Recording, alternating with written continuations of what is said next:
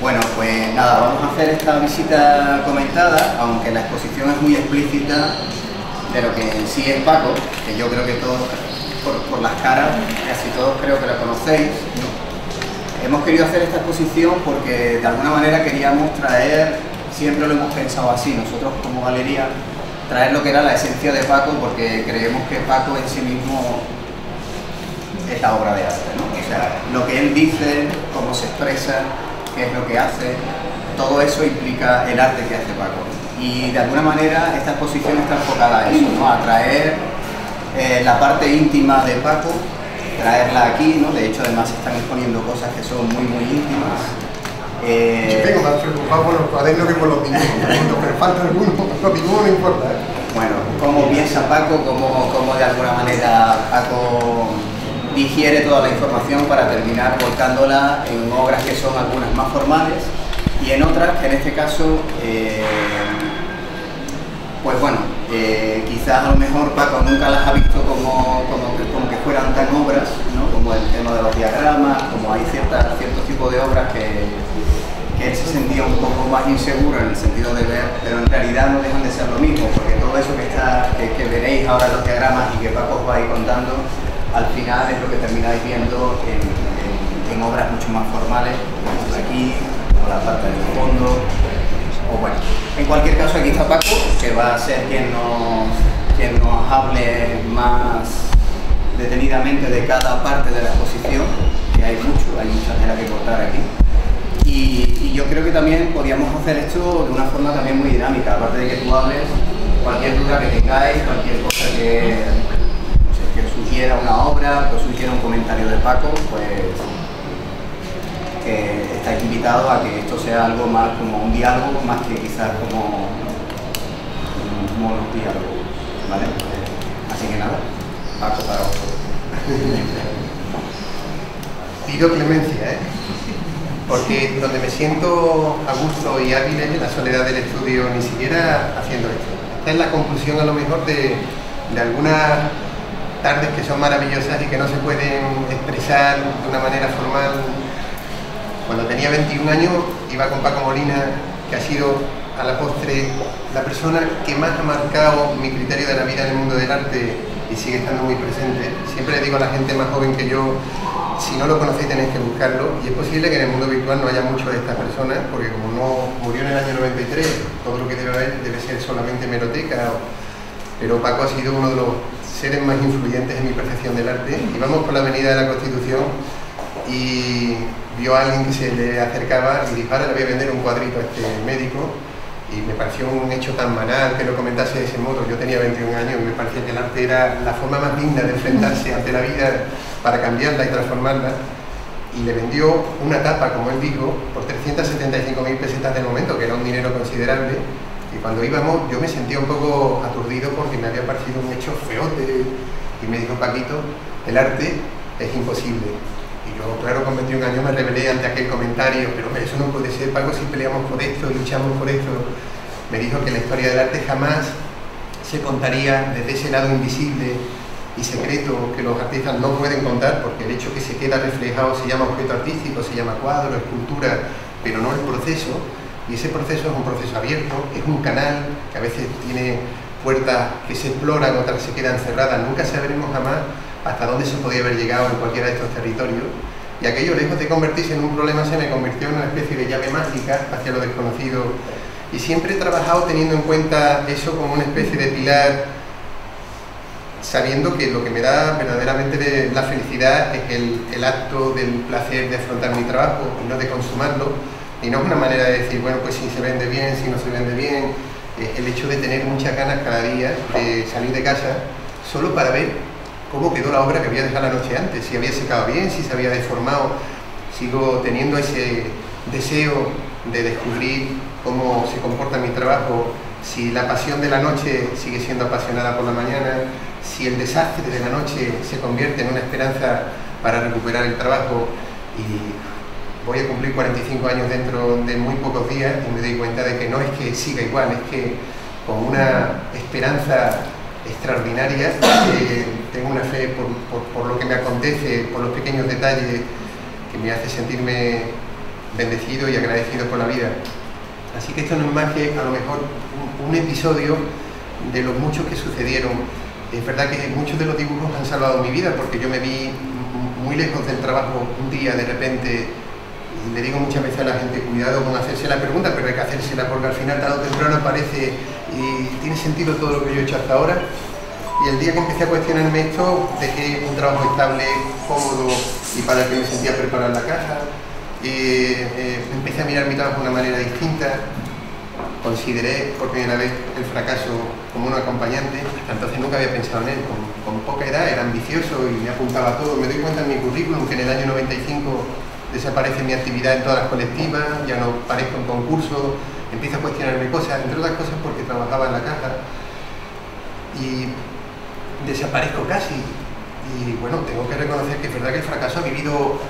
Me he sentido cómodo de todas formas. Le digo a todo el mundo que, cuidado, que soy un fracasador profesional y lo hago con mucho estilo, que no hago más que vivir fracasando y vivir levantándome, y eso lo hago constantemente y no me siento mal. Me costó darme cuenta de esto, porque yo tenía voracidad, tenía ilusión y me iba dando cuenta que ya gente más joven que yo, que incluso me preguntaban cosas que iban a velocidad supersónica y yo aún permanecía en cámara lenta. Claro, yo iba viendo pasar a estos acompañantes y yo seguía mirando que la soledad del estudio me encantaba, pero el mundo fuera iba a otro ritmo. Y un día me dije, pues Paco, reconoce y no sufras más. Y ese día empecé a encontrar en mi trabajo algo que no sabía que existía, que es el placer a cambio de nada. ¿Trabajas por amor al arte? Pues yo sí. Yo seguiría haciendo esto aún mañana, sabiendo que me ha tocado una lotería, que cuando la he hecho con la misma ilusión que todas las personas. La haría llegando al estudio de la misma forma. Tengo muchas ganas de ver qué ha pasado con las cosas que he empezado a gestionar a partir de esta exposición. Así que lo que hoy vengo un poco a contaros es que ese Paco que cuando era muy chavalito le gustaba, que a mí mi padre los sábados me regalaba una cartulina blanca y era un deleite pasar horas y horas soñando sobre todo batallas y soldados. Mis libros de EGB, sobre todo ya en los debut, tienen personas que quieren salir desde los párrafos porque están excavando un túnel cuando la asignatura no me gustaba, las de ciencia o la lengua, y eran estas personas que trataban, todo está lleno de dibujos. Yo siempre dibujé para estar en el mundo y muchas veces he estado lejos, pero al final el dibujo era el modo en el que yo conectaba. Claro, yo me daba cuenta en el colegio que el dibujo era una herramienta de poder, era un hecho de diferencia.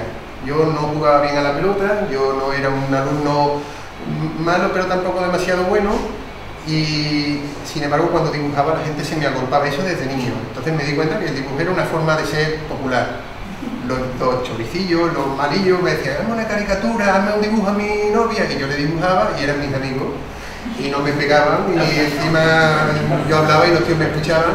Ojo que el Paco es capaz de ponernos vestidos de...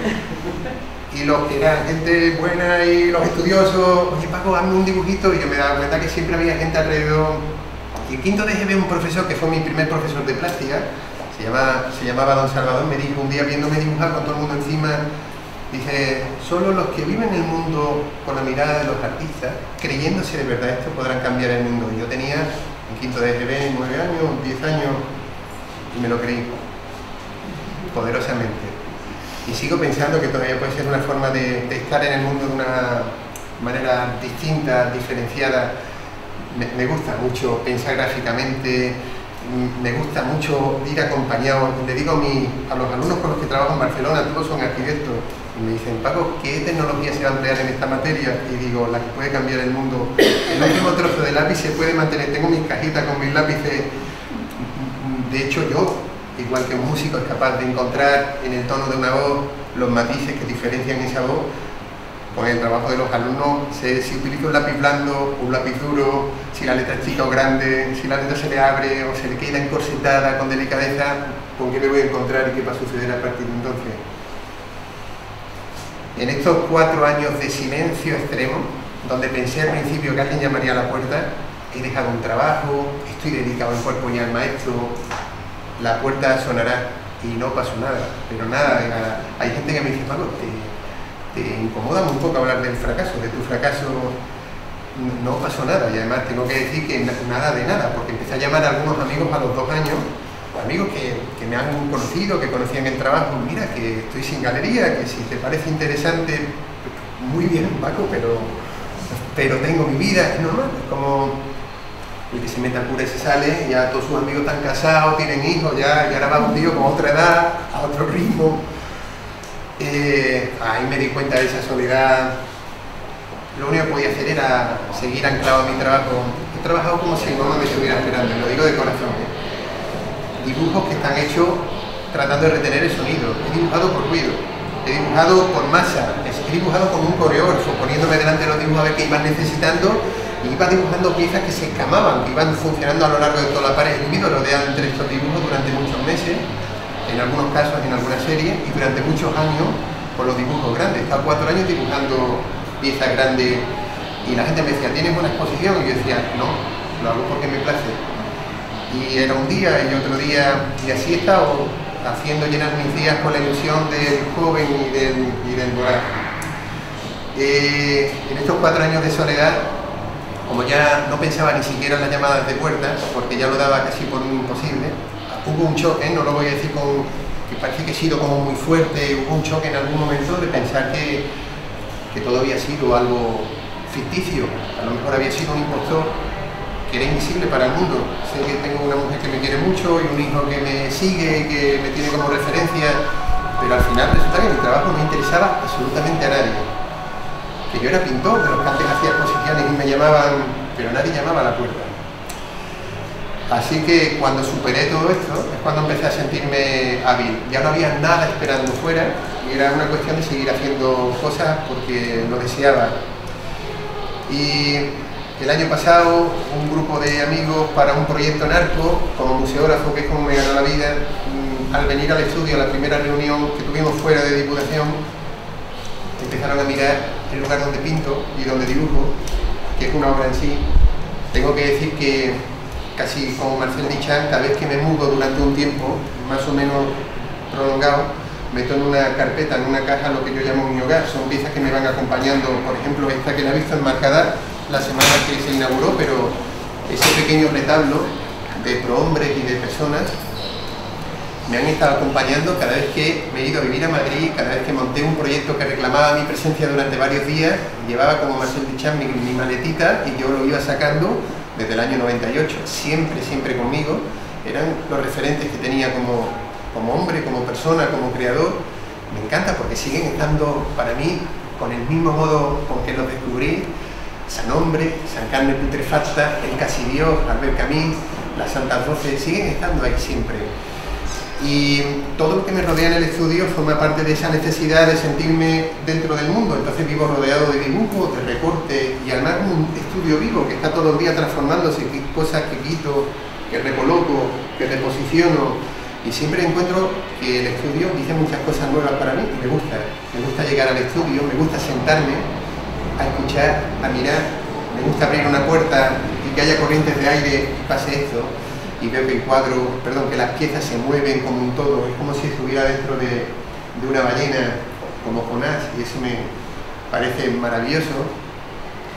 Y me propusieron hacer una exposición con estos dibujos grandes, que fue la exposición del Museo de Huelva, que a la postre ha sido una exposición que me ha vuelto a cimbrear con los dibujos que salvaron mi vida. Y no era un título ni narrativo, ni bellamente metafórico, era un título hiperrealista.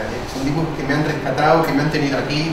He llegado a pensar que en algunos momentos la punta del lápiz era lo único que me ataba con la vida terrenal. Soy un hombre enamorado y un papá afortunado, pero ha habido momentos en los que era el lápiz lo único que me tenía aquí. No había nada donde pisar y donde... Y Antonio, que con franqueza tengo que decir que es alguien a quien conozco, valoro y admiro desde hace mucho tiempo, y a quien había llamado diciendo, sé que has abierto un proyecto nuevo, y quien me había dicho, Paco, pero tengo mi actividad hecha, o sea, con toda la franqueza que espera uno de un amigo, me llamó un día para decirme, vengo del museo, y pues ha sido un shock inesperado para mí, yo no conocía este trabajo, podemos hacer algo juntos, y aquello fue una cosa maravillosa. Vinieron al estudio y Álvaro, y la verdad es que a pesar de que yo había preparado muy esquemáticamente, esto lo hacía antes mejor, yo me di cuenta que me iba a dedicar a la museografía en el momento en que como pintor alguien visitaba mi estudio y dedicaba mucho tiempo a colocar una falsa normalidad. Entonces sacaba ese cuadro que tanto me gusta y que lo tenía ya escondido, volvía otra vez a rescatarlo en un lugar prominente, abría ventanas pero dejaba las puertas cerradas para que cuando alguien viniera yo hacía así y entonces daba un choque, una parada, entonces no lo sabía, pero después me dediqué a hacer cosas como esa con obras ajenas, con obras de otros autores y en lugares que no eran míos. Entonces lo instalé de una forma más normal, menos enamoradiza, ya no esperaba tampoco mucho. Y lo que me sorprendió es que empezaron a mirar más atentamente la obra en proceso. Esto es un trabajo de verdad, por eso vengo siempre deshecho, están todos los cuadernos, no pregunto por los dibujos. Es como si me viera desnudo. Ha habido compañeros que me han dicho, ir a ver, y me he buscado, aquí hay muchas vidas que me han pertenecido y a las que yo he pertenecido durante mucho tiempo. Esta es mi manera de afrontar un trabajo. Si hago algo sobre los intelectuales, resulta que me he llevado durante 2 años rescatando solamente noticias de intelectuales que hablan, que dicen, que no hacen, que no piensan o que piensan, y voy guardándolo, y al final resultó que yo hasta para anotar algo dibujo, y que para pensar de un modo objetivo tengo que esquematizar, y al final dibujo, y cuando dibujo resulta que al final pienso. Y me propusieron hacer un proyecto, Antonio entró a degüello directamente, yo veo que tus ideas son obras, y yo dije, no, las ideas son solo ideas, las obras son las que se consuman en un espacio distinto. Yo quiero proponer un proyecto distinto y especial, y lo que me ha pasado ha sido sorprendente. Vine con mucho miedo, ¿cómo voy a exponer estas obras? Como un adolescente además. Y funcionaban bien visualmente, estéticamente, pero no era algo que yo había concebido, era un producto casi accidental, porque otro lo había hecho por mí. Es verdad que he rescatado en Antonio la figura de un galerista del que yo he sido huérfano mucho tiempo, que es el galerista no intervencionista, sino el galerista colaborador, copartícipe, que me recuerda más que a los galeristas, a los editores que no entran a escribir el libro con el autor, pero recomiendan cambiar el perfil de un personaje, recomiendan darle una vuelta al título, y al final es un producto compartido, un producto que hubiera sido de una forma muy distinta si se hubiera hecho en soledad. Escuché con mucho temor lo que me tenía que decir, y del temor pasé al desafío, del desafío pasé al morbo, y del morbo estoy ahora haciendo cosas impensables. Ayer le enseñé a mi hijo los últimos dibujos que estaba haciendo por culpa de esta exposición y por culpa de Antonio. Son panfletos. Estoy haciendo panfletos y pensé que mi hijo me iba a decir, cada vez vas a peor, porque cada vez tengo la sensación de que dibujo peor. Y me dice, me gusta, papá, y de verdad. Y dice, sí, porque quieres hacer como el que dibujan mal, pero en el fondo todo está contenido. Digo, ostras, y eso me ha dado tranquilidad.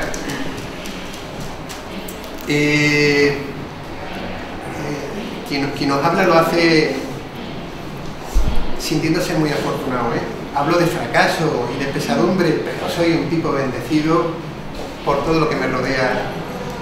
Todo me encanta, todo me seduce.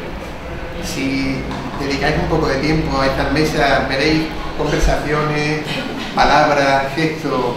Yo sé que esto pone en alerta a mucha gente, que hay mucha gente que cree que es una forma de estar, que todo no puede ser tan verdadero.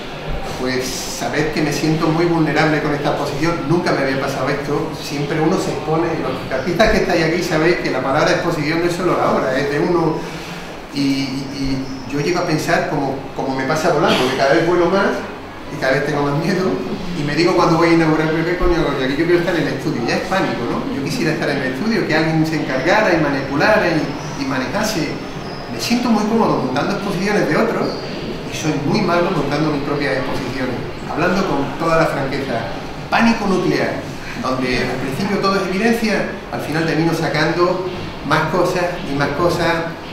¿Cómo vino el camión hasta aquí? Eso no lo sabe el público, pero aquí yo nunca he tenido horror barco, y todo lo contrario, he sido talibán del vacío, y de repente me planto en este espacio sabiendo cómo es, para hacer 3 exposiciones, quitando, poniendo, pánico a tomar la decisión de cómo calcular una pared, de qué sobra, de qué no debo dejar atrás, y pidiendo clemencia constantemente con la mirada como un perro que se siente maltratado a mi galerista, a los amigos que venían acompañándome.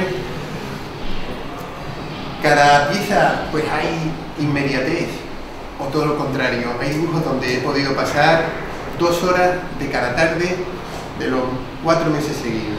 Y en otros casos me he encontrado con habilidad para sentirme dichoso en un instante. Y al final todo está aquí.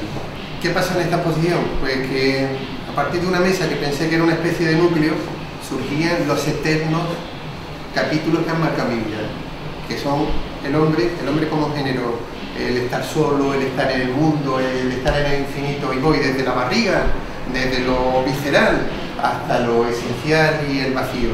Y desde lo lleno al vacío me siento seducido por todo. Yo nunca he pedido perdón por ser como soy, ni por pensar como pienso, ni por desear cambiar las cosas. Sé que esto incomoda a mucha gente cuando lo cuento.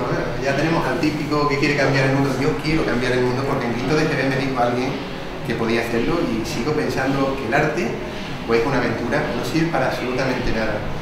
Y quiero pensar que todos estos años me han servido para dar felicidad a otras personas, para que me vieran contento y dichoso los que me quieren. Y ese objetivo yo creo que se está cumpliendo con lo que yo soy. Ya no espero nada más que los próximos 5 minutos. Tengo muchas ganas de ver mañana cómo voy a abordar la primera mirada virginal del estudio, como si fuera por primera vez para mí, un descubrimiento después de una charla como esta. A pesar de que siempre calculo muy bien mis pasos y siempre hago esquemas de verdad para irme a conferencias y a cursos y hablo de mi hijo y hablo de no sé quién, pero está todo dentro de un esquema mental. Decidí hoy venir de la manera más desnuda y sabía que me podía pasar lo que me está pasando, que voy dando picos emocionales de un punto a otro, pero esto es lo que yo soy.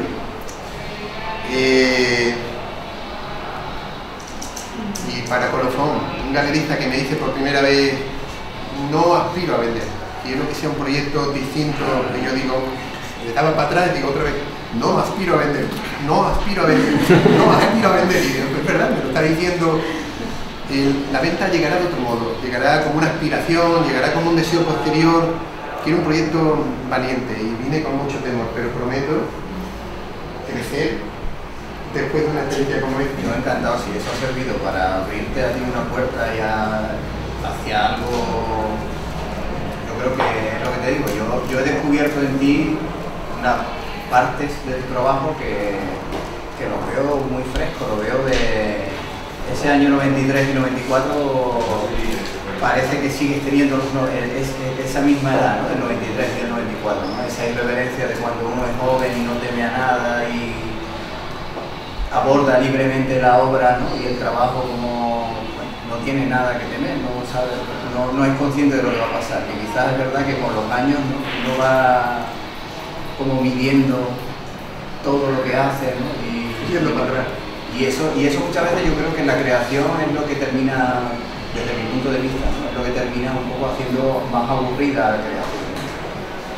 Por eso, y poniendo un ejemplo que es totalmente lo opuesto, Gordillo, ¿no? Es como el típico artista que está todos los días inventándose algo, ¿no? Dándole un giro de tuerca más si pueda a su obra. Es pura investigación. Por eso está vivo. Como artista me refiero, evidentemente como persona está vivo. Como hombre, como hombre. Entonces, claro, a eso es a lo que realmente yo, bueno, evidentemente que mi intención nunca es llegar a esto, pero que sí, evidentemente esto ha servido para algo así, yo estoy encantado.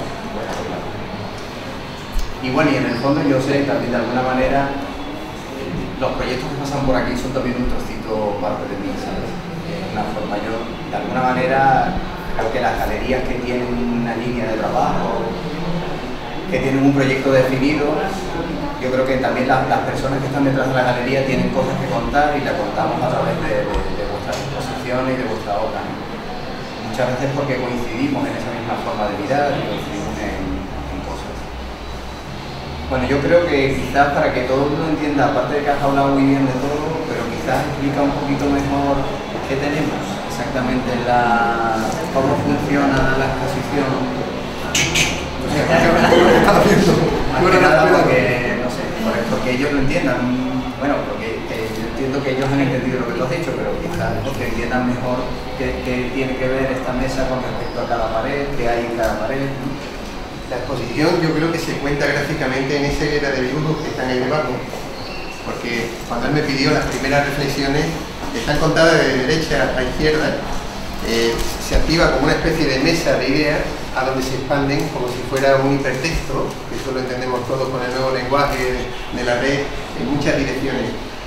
Esta posibilidad lo que me ha permitido es rescatar dibujos del año 91, como ese árbol, o las piezas de París del año 93, que yo llego justo cuando hay una hecatombe del Partido Socialista en la legislativa del 93, y por primera vez el Frente Nacional tiene gente vinculada a la legislativa, y me hace revelarme, pero es que me he dado cuenta que es que yo he estado dibujando lo mismo desde siempre.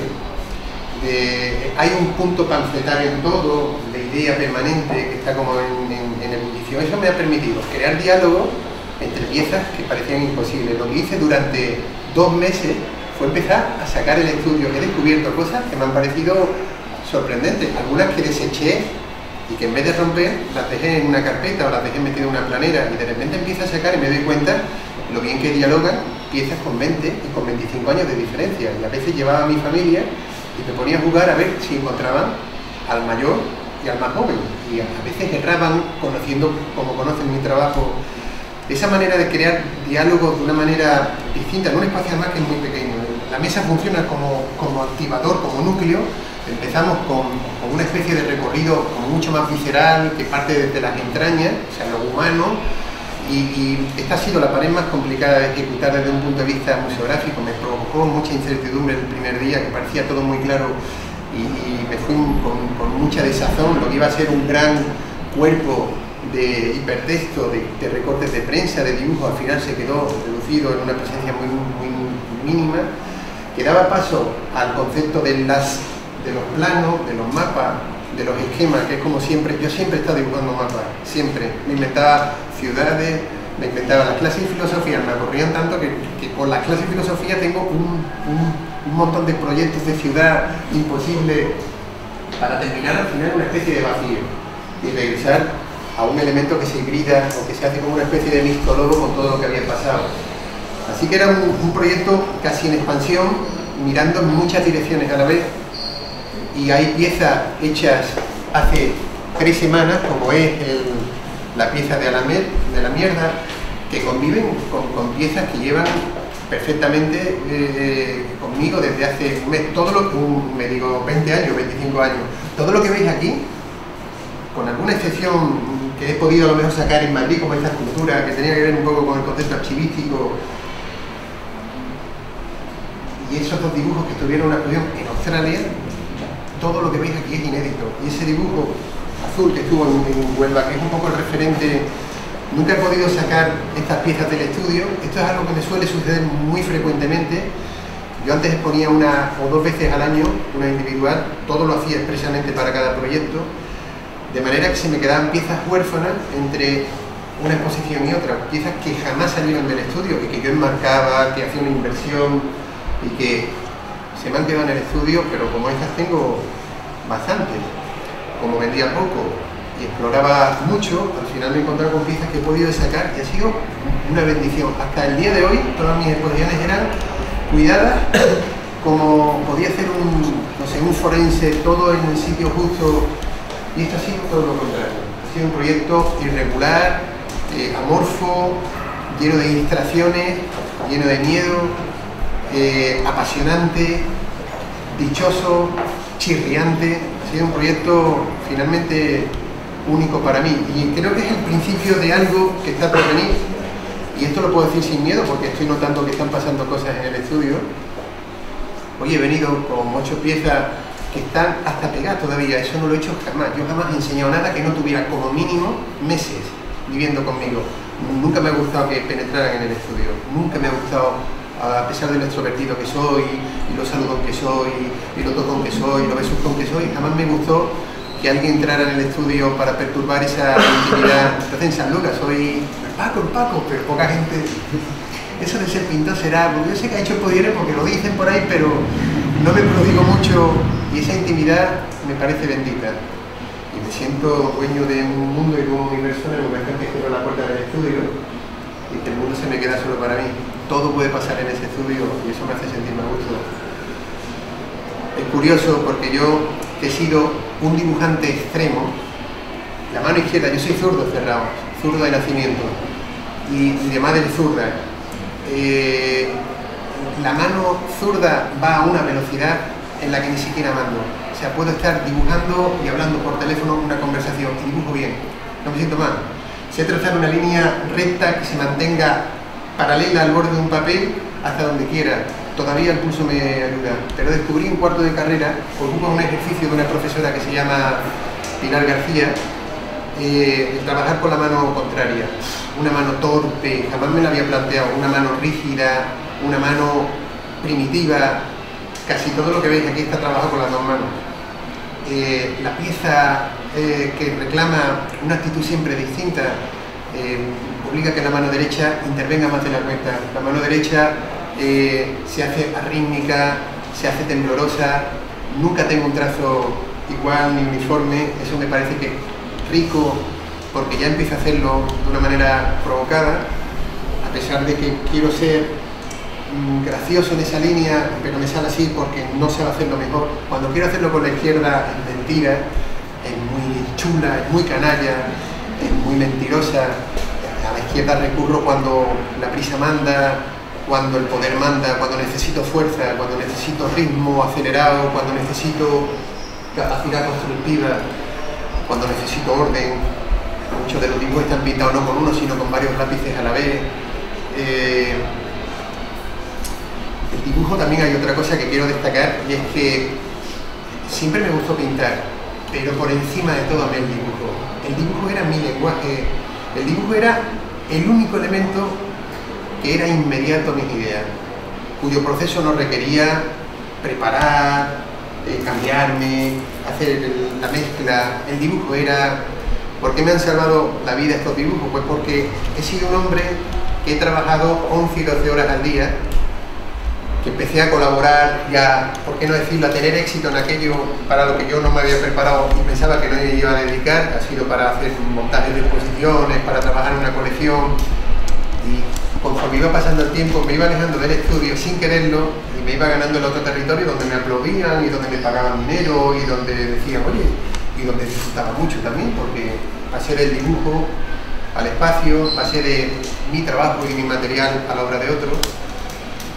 Hasta que un día me dije, despierta ya de este engaño, siempre diciendo que estás de paso, y has pasado de trabajar 12 horas, de mirar tu trabajo, de dedicar tiempo, de escuchar a tu trabajo y de dibujar, a tener que dibujar las mismas horas de antes, pero sin mirar tu trabajo, sin atender a tu trabajo. Claro, me di cuenta que pasé a convertir todo lo que tocaba en mierda. Llegaba de trabajar y me ponía en el estudio y me consolaba diciendo, he estado 2 horas en el estudio dibujando, pero 2 horas convirtiendo en mierda el trabajo de 4 meses. Pero a pesar de todo me han salvado la vida, porque yo llegaba de Sevilla a las 11 de la noche y decía a mi mujer, ya estoy en San Lucas, no te preocupes, voy a pasar por el estudio, y eran 2 horas oliendo todavía al perfume del estudio, volviendo otra vez a la obra, y nunca me separé, pero he estado en otra galaxia cuando mi dibujo me reclamaba, cuando mi trabajo me reclamaba. Así que me siento un poco como volviendo a mi mundo, y esto es muy chulo. Esto es muy gustoso. Yo me gustaría a la gente más joven que está por llegar y a los que todavía son jóvenes pero parece que ya están en otro mundo, que hay que ir siempre al origen. Eso no falla, porque pueden ser desastres tras desastres, pero al final lo que sucede es de verdad. Y la vida al final se compone de verdades, y todo lo demás al final se olvida y desaparece. Espero volver a mirar atrás, como hago constantemente, cuando sea mayor, si llega mayor, y sentirme dichoso y bendecido por cómo he llenado mi vida. Cuando el mundo se caía en pedazos a mi alrededor, a pesar de querer cambiarlo, yo me empeñaba en articular una idea, en reflejar esa idea, en mirarla, en cuidarla, en mi maniática forma de llegar al papel, oliéndolo, cuidando, eligiendo el papel. No hay aquí ningún producto accidental, eso sí lo puedo decir. Podrá ser malo, podrá no gustar, pero todo lo que hay aquí, cualquier papel está escogido por su valor efímero, por su momento instantáneo, pero no hay un solo papel que me haya acompañado que, aun siendo malo, no fuera porque yo lo quisiera. Y esos papeles los huelo, los toco, los materiales que tengo están esperándome para que, si llega alguna verdad por el estudio, la pueda retener conmigo para siempre. Gracias a ti y a vosotros por permitirme una experiencia de rescate, de recordarme que mi trabajo es apasionante y que... Gracias a ti siempre, porque tengo muchas ganas. Nosotros no hemos hecho nada, venía a disfrutar de lo que haces, ¿no? O sea que, bueno, yo al menos disfruto. Bueno, no sé si queréis contar algo, si queréis hablar algo más específico, alguna pieza que veáis que os interese, que queráis sacarle algún tipo de... Hoy es el momento, hoy es el día. Lo tenemos aquí para cada uno de nosotros, o incluso si os apetece también lo que podemos hacer, si queréis, darle una vuelta a la exposición en general, y si veis cosas más en concreta que queréis hablar con él, pues estamos aquí un ratito más, ¿vale? Yo voy a destacar solo una pieza. Me gustaría solo hablar de esta pieza ya. Al que quiera preguntarme, estoy, de verdad, ojalá esto sirva. Pero esta concretamente es muy especial para mí. Es muy reciente, tiene un mes y medio solamente. Esa serigrafía de Paco Molina vestido de chaquetón de cuero negro, me la regaló en el año 90. En 1990, en ese espacio que era una escalinata a la que se subía a lo que se llamaba Sala Villasí, sus amigos le hicieron un homenaje, que él se dejó homenajear, él fomentó el homenaje, había un punto en él de gusto por lo inmediato, por la gloria barata.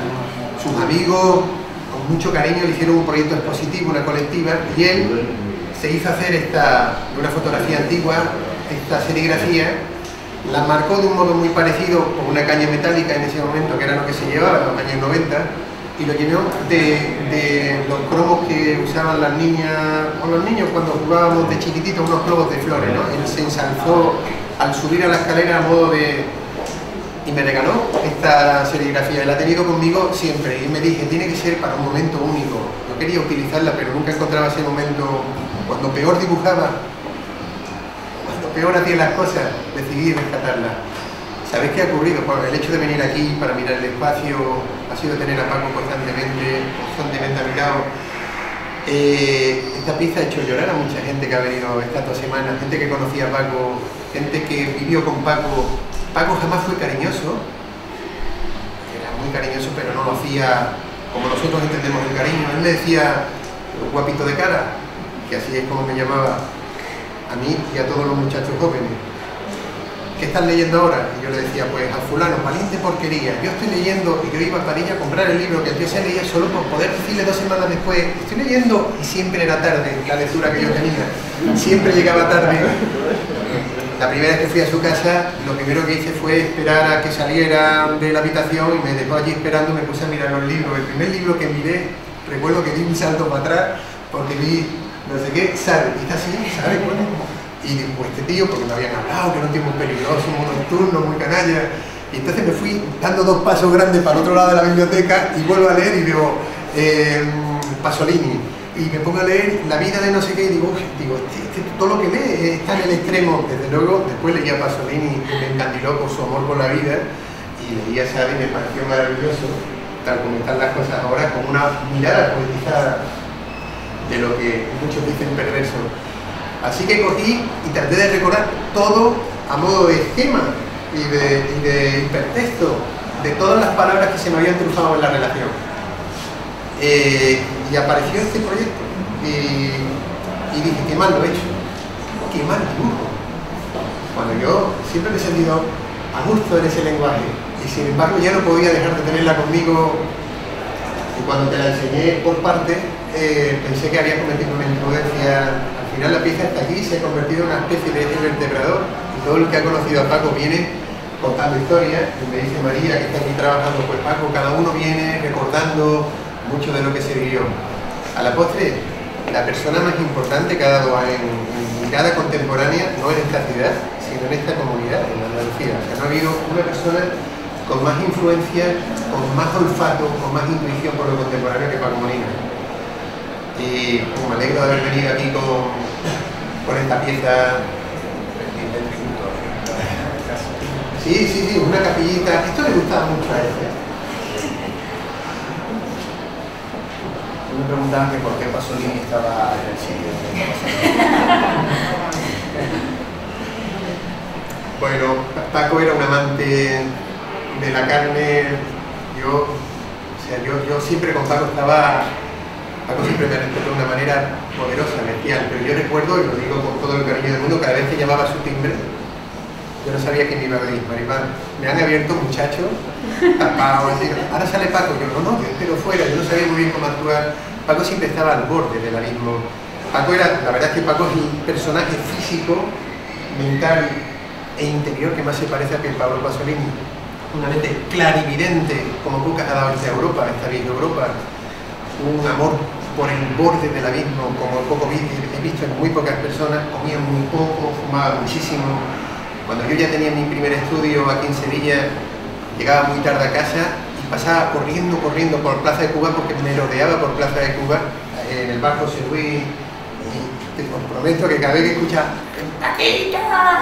desde el fondo del bar me echaba a temblar, porque no era capaz de pasar de largo y me quedaba. Entonces ya ese día, cuando yo llegaba a mi casa a las 4 de la mañana, Paco, mi padre me decía, Paco, ¿qué ha pasado algo? Y digo, es que me he encontrado con Paco Molina, y siempre me decía, ¿y cómo vienes? Pues cada conversación, cada Paquito que me gritó, derivó en lo que hoy soy. Así que yo me dije en el año 93, al volver de París, que hice una exposición en la galería Marta Moore, El origen de Isabel Ignacio y de la publicidad en este momento. En ese lugar que hice la exposición de París, y donde Rolando Campos vino y me compró unas piezas de unos cabarets a donde estuve. El mundo de Paco me gustó y eso me hizo sentirme como muy dichoso en ese entorno. Me propuse homenajear a Paco. Ya Paco había fallecido, murió en el 93, en mayo. Cada vez que hiciera algo que fuera, y hacerlo público y decirlo. Yo me he ido haciendo mayor, me he ido olvidando de ciertas cosas, y era un buen momento esta exposición para venir a gritar viva Paco Molina, y me gusta todo lo que hacía y todo lo que pensaba. Harían falta 100 Paco Molina para subvertir una situación como la que vivimos a nivel de cultura. Yo me acuerdo muchísimo de él cuando todo el mundo me dice que todo se cae, se derrumba y nadie hace nada. Paco siempre estuvo acechando, peleando por estos sueños cuando todo el mundo estaba simplemente queriendo estar. Paco tomó decisiones muy difíciles y muy complicadas en un momento en el que el arte era una mera decoración de la vida y ser artista era tener ese punto de locura y de disfrute. Los 80 fueron 20.000 veces mejor que los 90, porque el arte era una fiesta, la subversión era de verdad. En los 90 nos hicimos manieristas, yo ya entré, y claro, ya era la pose, los referentes seguían estando ahí, pero todo desapareció. Así que, en fin, ya me gustaría haberlo podido disfrutar más, porque Paco muere cuando yo tengo 23 años, y aún lo recuerdo perfectamente, pero me hubiera gustado vivir muchas más conversaciones en horario, a que ver que corría por no pararme en la Plaza de Cuba. Siempre me paré, por cierto, en segundo de Bellas Artes, recién estrenado el curso, Manuel Sánchez Arcenegui nos invita para dar una charla que a la postre cambió mi vida entera, y la de otros muchos compañeros de mi generación, Paco Broca, todos los que estaban allí en aquella clase. Se hacía un concurso muy importante aquí, que era Pintores para el 92, participaban un poco la CREN de la CREN, todo el mundo, y invita a Paco el día que se va a reunir el jurado. Yo creo que él también se presentaba, y lo digo, ¿no? Cariño, tal como yo lo sentí en aquel momento. Paco Molina llegó con una taja a aquella reunión, estaba toda la plana mayor de la facultad, doña Carmen, don Francisco Aquillo, todo el grupo allí, y llega Paco y le dicen, ¿de qué vas a hablar? Yo fui a saludarle para decirle, soy el hijo de Paco y de Esperanza, o sea que entonces yo era Paquito, ni desconocido, y me mira, hola, guapito de cara, y le preguntan en ese instante y me dice guapito de cara, ¿de qué vas a hablar, Paco, para hacerte la presentación? Y le escucho hacer, él garraspeaba mucho, de la inspiración mismo, y yo pensé, digo, se la acaba de inventar, porque parece que ha tenido que buscar en la memoria. Eso es lo que me pareció. Después sucedió todo lo contrario, estaba en un guión mental, le pusieron un vaso de agua y dijo una barbaridad antes de empezar. Tú que te crees que soy un pozo, tráeme un cubata. Se tomó 3 o 4 cubatas en aquella charla. Pero lo que me pareció maravilloso es que la plana mayor, en primera fila, empezó a levantarse conforme fue lanzando improperio. Empezó con un poético pastor, ¿has oído pasar el viento? ¿Sí? ¿Y qué te ha dicho? Me ha hablado de recuerdos, de nostalgia, de mis viajes, y empezamos a mirarnos todos los compañeros como diciendo, ¿de qué va la pastor? Empezó hablando, pensando a Pessoa, y de allí empezó a derivar. Y recuerdo cosas como, Paco Roca le preguntó, ¿qué podemos hacer en la facultad? Y dijo, comprar un candado muy gordo, dejar a los profesores dentro y a todos los que son como ellos, poner el candado, cerrarlo y poner un bombazo. Se caiga todo, ahí cuando doña Carmen se levanta, aisladamente, cuando todo el mundo se marcha, yo lo entendí perfectamente. Hablaba de una forma no real, aunque siempre me dijo que solo la bomba era revolucionaria, porque él además era un político contundente. Pero aquella reunión me mostró que el mundo que nos esperaba estaba afuera, y que a veces hay que romper con todo lo que uno utiliza para sentirse en esa fase de la construcción, para después salir a otro mundo y a otra historia. Así que Pasolini en el pitito, Pongole, Ítaca, aquí está todo, Brandi, Punto Azul, su madre, Sevilla. Os recomiendo una entrevista que aparece en la tesis doctoral de Paco Lara, que hace sobre estas figuras, y aparece Paco Molina. No he visto nada más extraordinario que esa clarividencia. Le preguntan en quién confías ahora, cuáles son tus referentes ahora, y parece que va a hablar de, y habla de pájaros, coches, ruido y tabaco. Estoy hablando del año 93, 92. Bueno, esto debía haber sido una fiesta y me he ido por el territorio de la penuria, pero... Bueno, pues nada, si os parece, hacemos eso. Dais una vueltecita que os podáis quedar, tampoco queremos obligar a nadie. Y os abordáis a Paco cuando queráis y le preguntáis lo que queráis. Y muchas gracias a todos por venir, porque no habéis quedado además. Muchas gracias a todos. Si estoy temblando es porque se me ha cortado el cuerpo, ¿eh? El frío que hace. Sí.